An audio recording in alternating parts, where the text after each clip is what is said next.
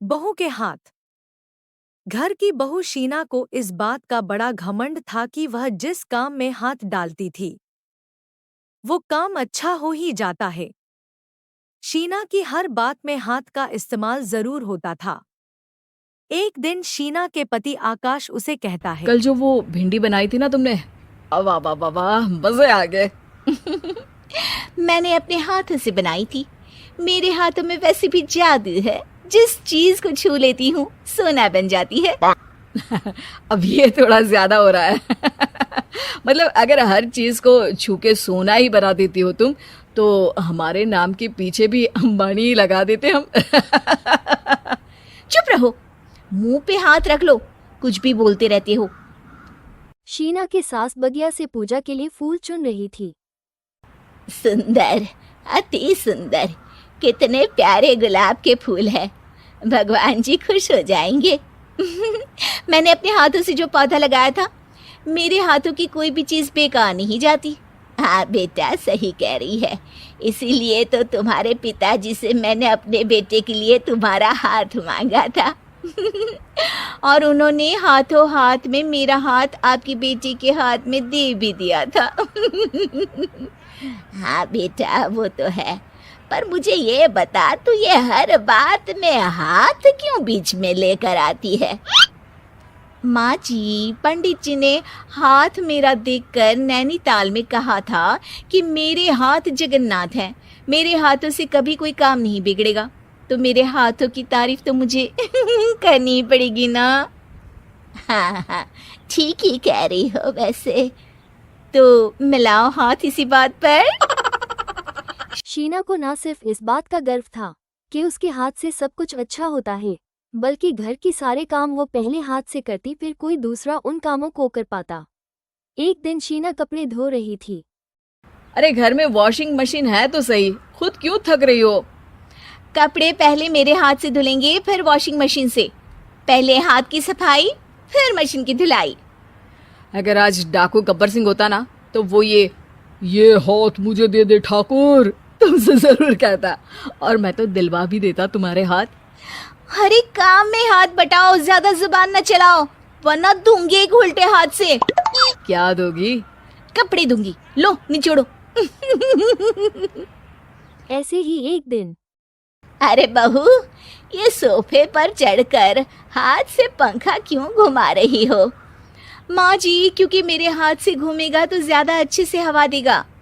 अरे बेटा, फिर तो तुम गाड़ी का पहिया भी हाथ से घुमा के मायके जाया करो। एक बार आकाश ने घर पर कार लाने की बात छेड़ी। माँ, सोच रहा हूँ कि एक कार लेकर आता हूँ। ले ले बेटा, क्यों नहीं? अरे पैसे हो तो हवाई जहाज भी ले लेना। हाँ, पैसा तो हाथ का मेल है, ले लेते हैं। इस हाथ पैसे देंगी, उस हाथ कार ले लेंगी। मुझे तो लगता है कि बहू कार भी अपने हाथों से धक्का लगाकर घर लाएगी। वो तो नहीं करूंगी, लेकिन सबसे पहले स्टीयरिंग पर हाथ मैं ही लगाऊंगी, ताकि गाड़ी का आना शुभ हो। अरे घर ले आने तो दो, फिर हाथ लगा लेना। लेकिन शीना नहीं मानती। अगले दिन ही सब कार लेने जाते हैं। शीना सेल्समैन से कहती है, भैया, ये कार बहुत पसंद है, पैक कर दो।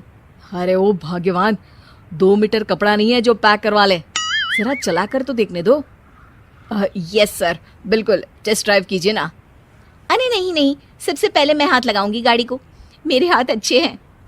अरे यार, हाथ तो मैं भी धोता ही हूँ, और आजकल तो सैनिटाइजर से भी धोता हूँ। मेरे काम में हाथ ना अड़ाओ। अरे टांग ना अड़ा होता है भाग्यवान, हाथ नहीं।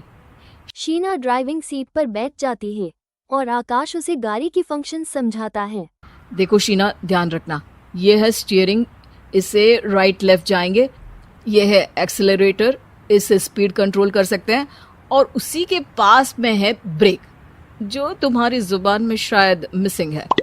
ठीक है, ज्यादा भी सिखाने की जरूरत नहीं है। मेरी माँ तो कहती है कि मैं अगर अपनी शुभ हाथ लगा दूं तो जग घूम जाए।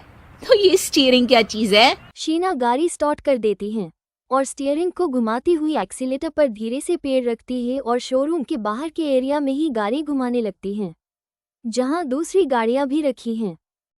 देखा मेरे हाथों का कमाल। अब ब्रेक दबा दो, आगे गाड़ी है। शीना आगे गाड़ी देखकर घबरा जाती हैं और पाँव गलती से एक्सीलेटर पर पड़ जाती हैं। का आगे खड़ी एक बड़ी गाड़ी में घुस जाती हैं।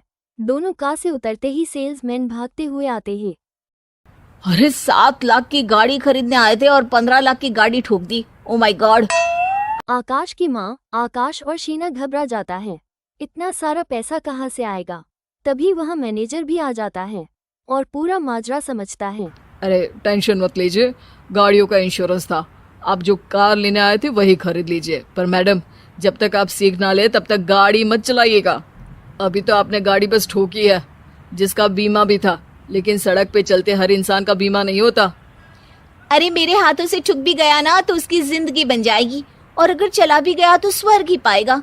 मैनेजर साहब, मेरे हाथ में कोई दिक्कत नहीं है, वो तो बस पाँव गलत जगह पर चला गया था। शीना की बात सुनकर आकाश की माँ और आकाश शर्म से मुंह छुपाती है।